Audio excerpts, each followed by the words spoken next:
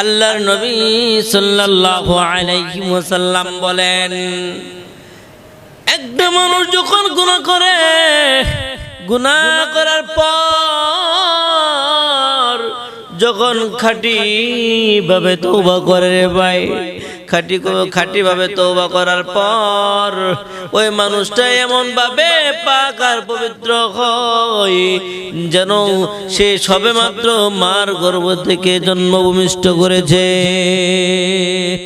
আল্লাহর নবী সাল্লাল্লাহু আলাইহি ওয়াসাল্লাম বলেন, আত-তাইবু মিনাজ যানবি কামান লা যানবা লাহু। এই মুসলমানের দল, এই উম্মতে মুহাম্মাদের দল, তোমরা গুনাহ করো, গুনাহ করার ক্ষমতা আল্লাহ তাআলা তোমাদেরকে দিয়েছেন।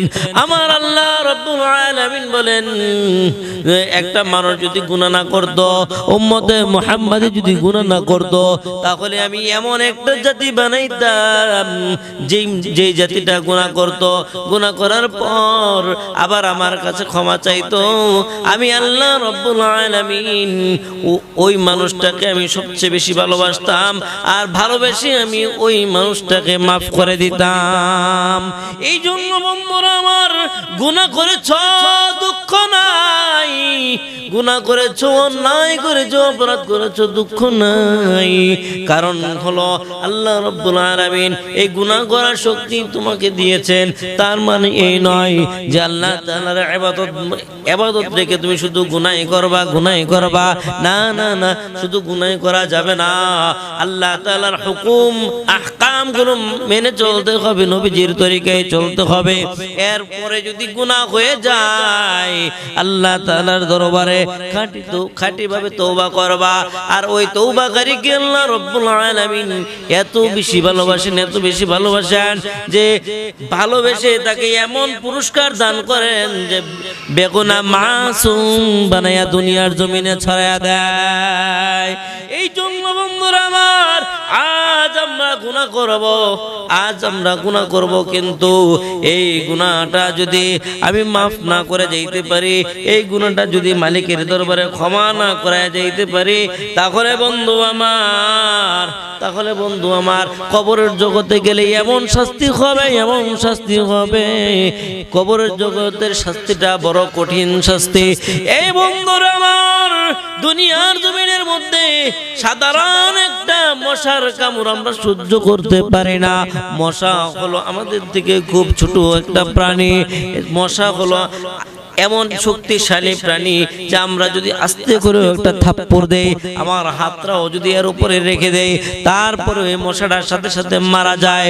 কিন্তু সেই মশা যদি আমাকে আপনাকে কামড় দেয়, তাহলেও কিন্তু আমি আর আপনি থাকতে পারি না, সহ্য করতে পারি না।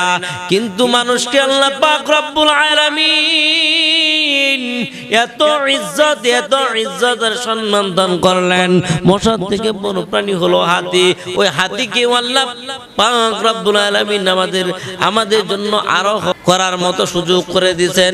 এই জন্য বন্ধুরা আমার, আল্লাহ পাক রব্বুল আলামিন আমাদের উপরে এত ইহসান করেছেন। তামাম দুনিয়ার সব কিছু আমাদের জন্য আরামায়েশ করে দিয়েছেন, সব কিছু আমাদের খেদমত করে। আল্লাহ পাক রব্বুল আলামিন বলেন, ও বান্দা, সব কিছু তোমার খেদমত করবে, তোমাদের খেদমত করবে, শুধুমাত্র তুমি যদি আমার খেদমত করতে পারো রে বান্দা, আমি ওই খেদমতে খুশি হইয়া আমি তোমার মালিকানা জান্নাত দান করে দেব।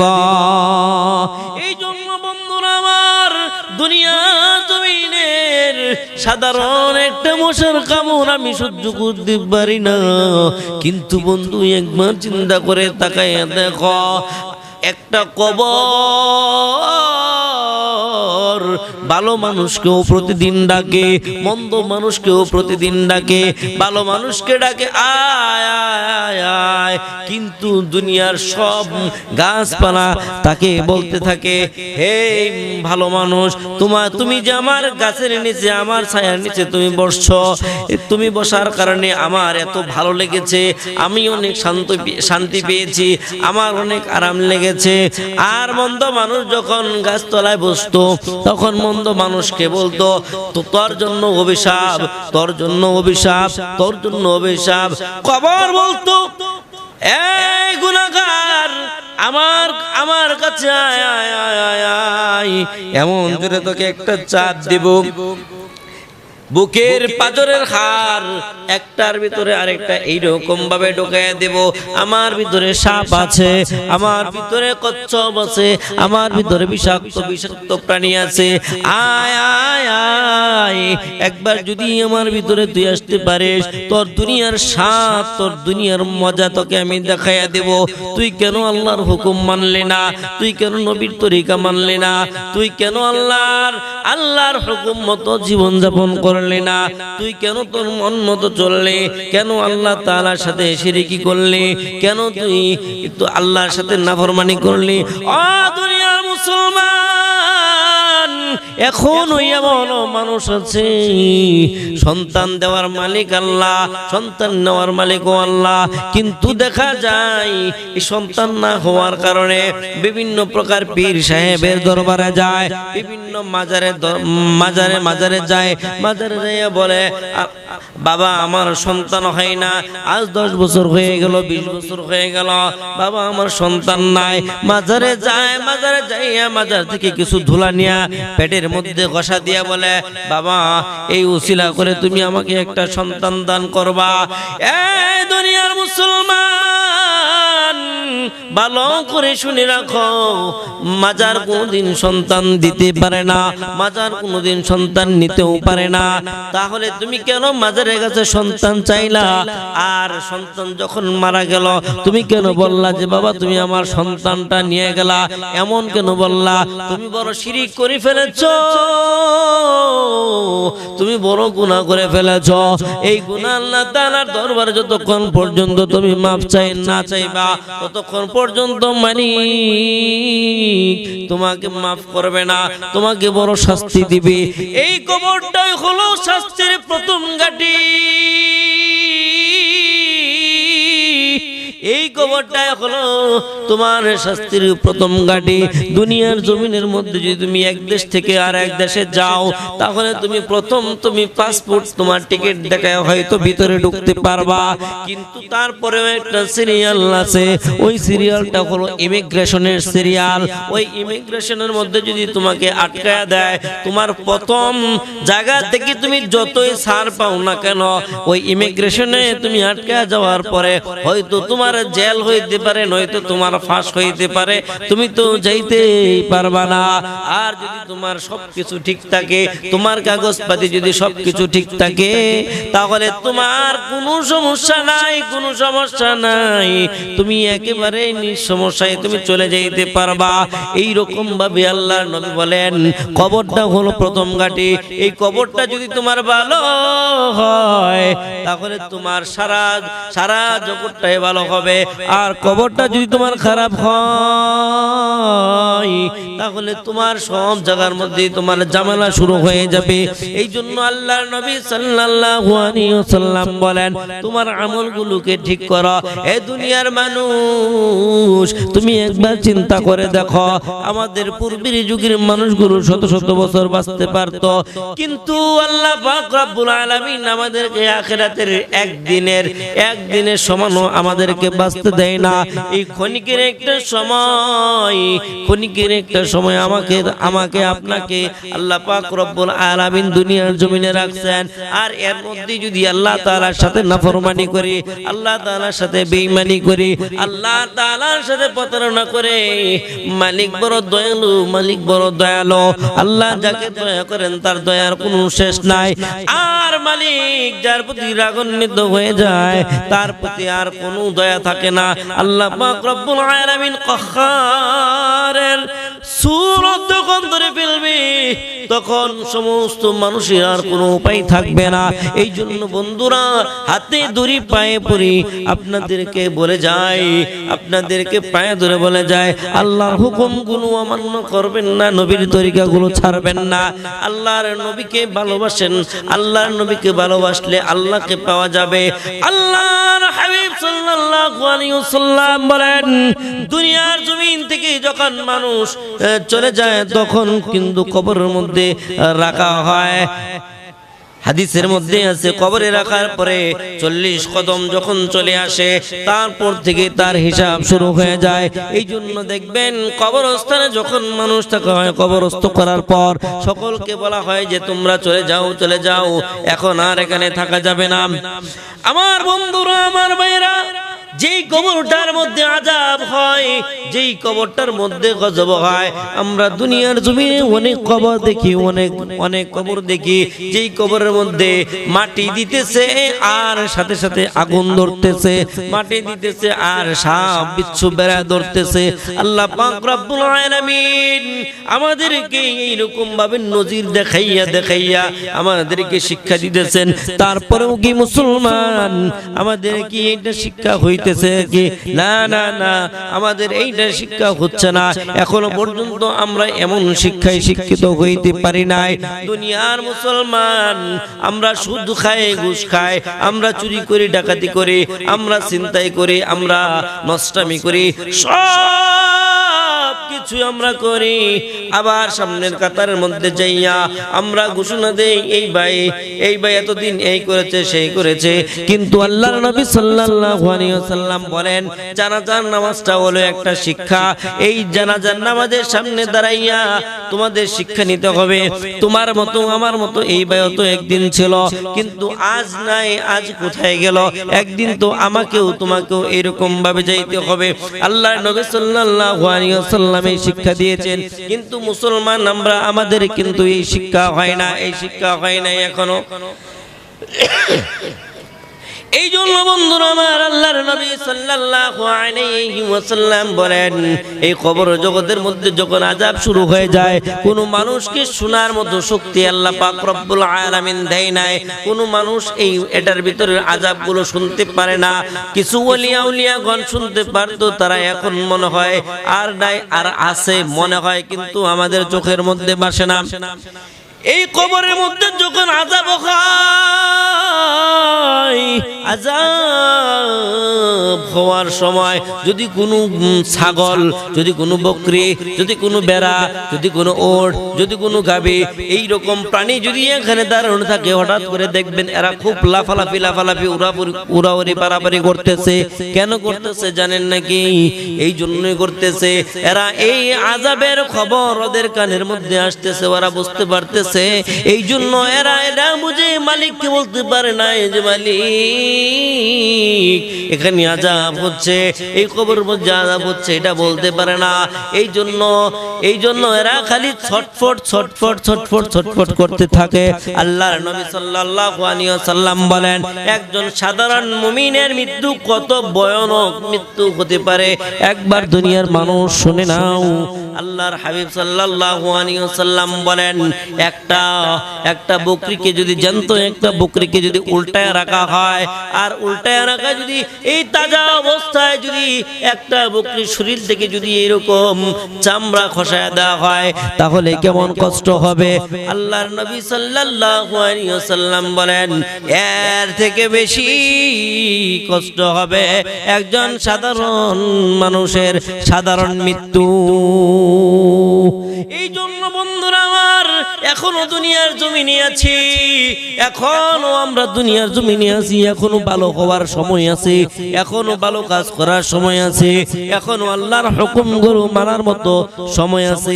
এই জন্য সকলের পায়ে ধরে অনুরোধ করি, দেখবেন আপনারা কোন মানুষ যখন মৃত্যুবরণ করে তখন দেখবেন চোখ উল্টায়া দেয়। কোন সাধারণ মানুষ যখন মৃত্যুবরণ করে দেখবেন বাথরুম করে দেয়, প্রস্রাব করে দেয়, এইরকম ভাবে চোখ উল্টায় দেয়। এমন ভয়ানক ভয়ানক দৃশ্য দেখা যায়। এটা কেন দেখা যায়? এটা কোনো সাধারণ দৃশ্য না, এটা বড় ভয়ানক একটা দৃশ্য। এই দৃশ্য যারা করে, যেই মানুষটা মারা যায় ওই মানুষটা যদি আবার জ্যান্ত হইতে পারতো, মনে হয় না যে কোনদিন সে আর কোনো অন্যায় কাজ করতো। কিন্তু বন্ধুরা আমার, সে তো জানে না, সে তো বলতে পারে না।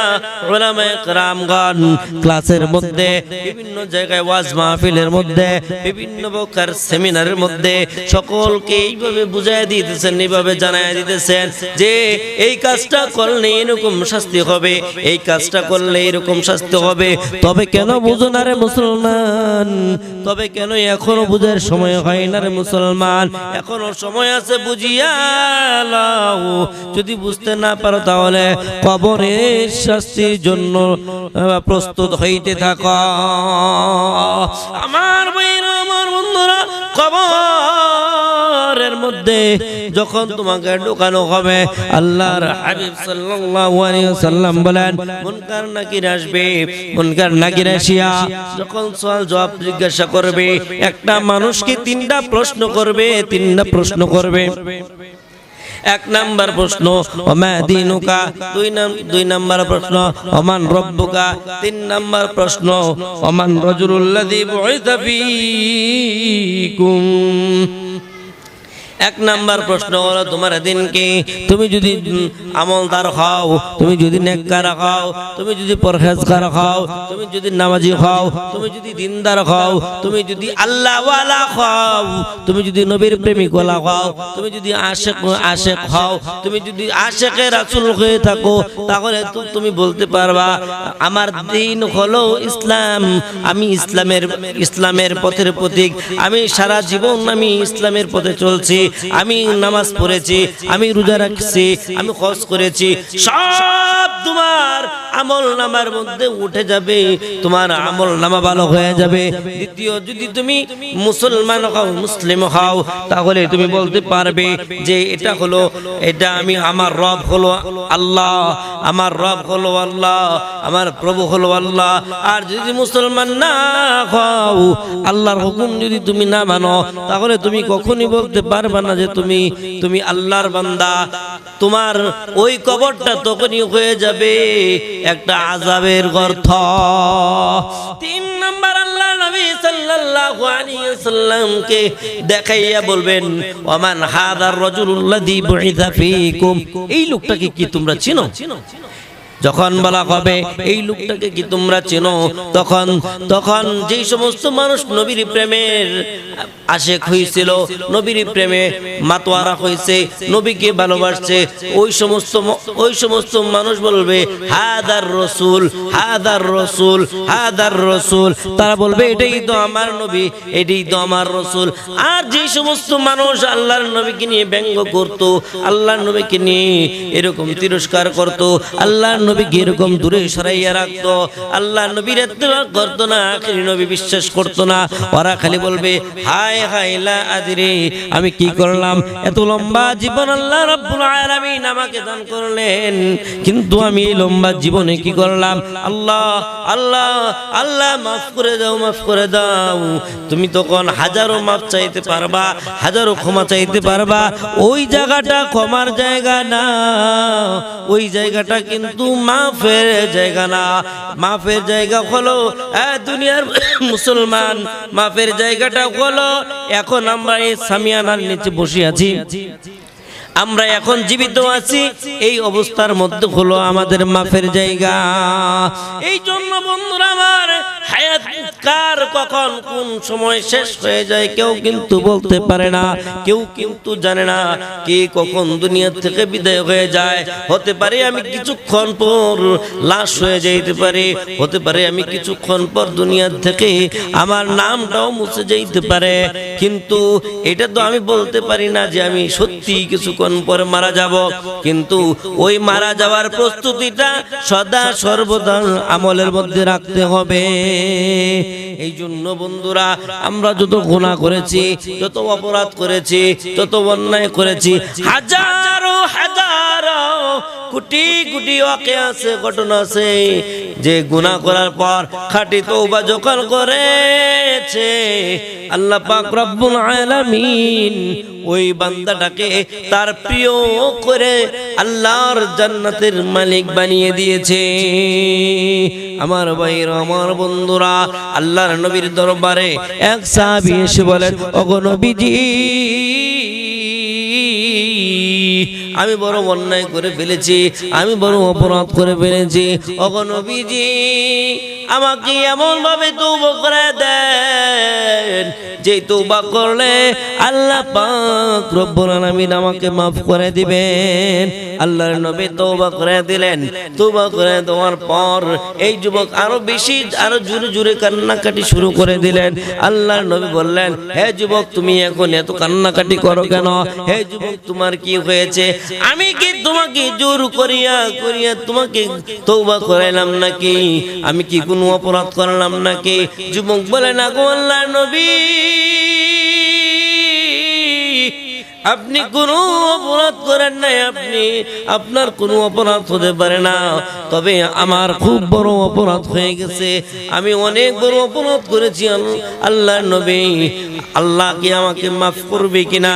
আল্লাহর নবী বলেন, যুবক, তুমি তওবা করেছো, তওবা করার পর আল্লাহ পাক রব্বুল আলামিনের দরবারে আমিও তোমার জন্য দোয়া করে দিলাম, তারপরে তুমি কেন কান্নাকাটি করতেছো?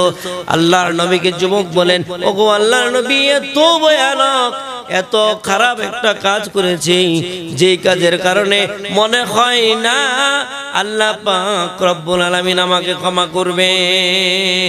এই যুবক, কি এমন গুনাহ করেছো, কি এমন পাপ করেছো বলো? যুবক বলে, আল্লাহর নবী, এই মদিনার জমিনের মধ্যে কাফনের কাপড় চুরি হইতো নাকি? আল্লাহর নবী বলেন যে হ্যাঁ, কাফনের কাফন চুরি হইতো। আল্লাহর নবী, যারা চুরি করতো তাদের কি আপনি দেখছেন নাকি? যে না। আল্লাহর নবী, যত মদিনার মধ্যে যত কাফনের কাফন চুরি হতো, সমস্ত কাফনের কাপড়গুলো আমি গুনাহগার, আমি গুনাহগার, আমি গুনাহগারই করতাম গো নবী। ও গো আল্লাহর নবী, আল্লাহ কি আমাকে এমন গুনাহ থেকে মাফ করবে কিনা? আল্লাহ কি আমাকে এমন গুনাহ থেকে পবিত্র করবে কিনা? আল্লাহ রব্বুল আলামিনের কাছে বড় ভয় লাগতেছে। মনে হয় না যে কোনদিন আল্লাহ পাক রব্বুল আলামিন আমাকে এই গুনাহ থেকে মাফ করবে। আল্লাহর নবীকে বলেন, যখনই কোনো মানুষ মারা যাইত, এই মদিনার জমিনের মধ্যে যত মানুষ মারা গিয়েছে, সমস্ত মানুষগুলোকে, সমস্ত মানুষ মারা যাওয়ার পর আমি গুনাহগার, আমি গুনাহগার, এই জায়গার থেকে কাপড়গুলো আমি চুরি করে কাপড়গুলো খুলে খুলে নিয়ে বাজারে বিক্রি করতাম। এটাই ছিল আমার ব্যবসা, এটাই ছিল আমার প্রতিষ্ঠান, এটাই ছিল আমার কাজ। ওগো আল্লাহর নবী, যখন আমার পাড়াপড়শি একটা বোন মারা গেল, দেখতে খুব রূপসী ছিল, খুব সুন্দর ছিল, এত সুন্দর মহিলা, এত সুন্দর নারী আর দ্বিতীয়টা হয় না। ওগো আল্লাহর নবী, মহিলাটার বিয়ে হয় নাই, আমি ওই মহিলাটাকে দেখে খুব ভালোবাসতাম, খুব ক্রাশ খাইতাম। ওগো আল্লাহর নবী, এই মহিলাটা যখন মারা গেল, আমি তার কবরের মধ্যে যাইয়া, তার কবরের মধ্যে যাইয়া 5 টুকরা কাপড় একটা একটা করে সমস্ত কাপড় খুলে আমি নিয়ে আসতাম। ও নিয়ে আসার পর যখন আমি উঠে পড়ি, তখনই আমাকে কে যেন বলতেছে, হ্যাঁ যুবক, এত সুন্দর একটা নারী তুই রেখে তুই কিভাবে যাইতেছিস? এই যুবক, তোর কি এর প্রতি কোনো লোভ হয় না? ওগো আল্লাহর নবী, আমাকে যেন কে এমন একটা আওয়াজ দিল। আমি এই আওয়াজ পাওয়ার পর আমি সাথে সাথে আবার গেলাম। আবার যাওয়ার পর আমি কেমন জানি হয়ে গেলাম, আর এই রূপসী রমণী নারীর সাথে আমি ওই অবস্থার মধ্যে জিনা করে ফেললাম। আল্লাহর নবী জিনা করার পর যখন আবার আমি উঠতে শুরু করে দিলাম, তখন এই নারীটা আবার আমাকে ডাক দিয়ে বলে, যুবক রে, দুনিয়ার জমিনে কোনো পুরুষ আমাকে কোনোদিন স্পর্শ করে না। ওগো নবীজি, যখন আমি আবার উঠতে শুরু করে দিলাম, ওঠার পর কেমন জানি আমার ওই মেয়ের কণ্ঠে একটা কণ্ঠ বেজে গেল। কেমন জানি ওই মেয়েটা আবার আমাকে ডাক দেওয়া শুরু করে দিল, এই যুবক, কি এমন অপরাধ করেছিলাম রে, কি এমন পাপ করেছিলাম? দুনিয়ার জমিনে তো কোনো পুরুষ আমার শরীরের মধ্যে হাত দেয় নাই, আমি তো সৎ চরিত্রে একজন নারী ছিলাম, কেন তুই আমার মৃত্যুর পর এই অবস্থার মধ্যে তুই আমার সাথে জিনা করলে? কেন তুই এই পাপের কাজ করলে? তো তোর ব্যাপারে আমি আল্লাহ তাআলার দরবারে নালিশ করব, কাল কিয়ামতের দিন তোকে আমি এক পাও সামনে আগাইতে দিব না। ওগো আল্লাহর নবী, আপনি বলেন তো দেখি, এমন জঘন্য কাজ যদি কেউ করে, কোনো মানুষ করে, তাহলে কি তার কোনো ক্ষমা আছে নাকি? তার কোনো অপরাধের কোনো মুক্তি আছে নাকি? কোনো মাফ আছে নাকি? আল্লাহর নবী সাল্লাল্লাহু আলাইহি ওয়াসাল্লাম বলেন, হে যুবক, তুই কেন এমন খারাপ কাজ করলি? কেন তুই এমন পাপের কাজ করলি? কেন তুই এমন মন্দ কাজ করলি? আল্লাহ রাব্বুল আলামিনের কাছে আল্লাহ রাব্বুল আলামিন তার হাবিবের কাছে জিবরাইল আমিন পাঠাইয়া দিলেন, পাঠাইয়া বললেন, ওগো নবীজি,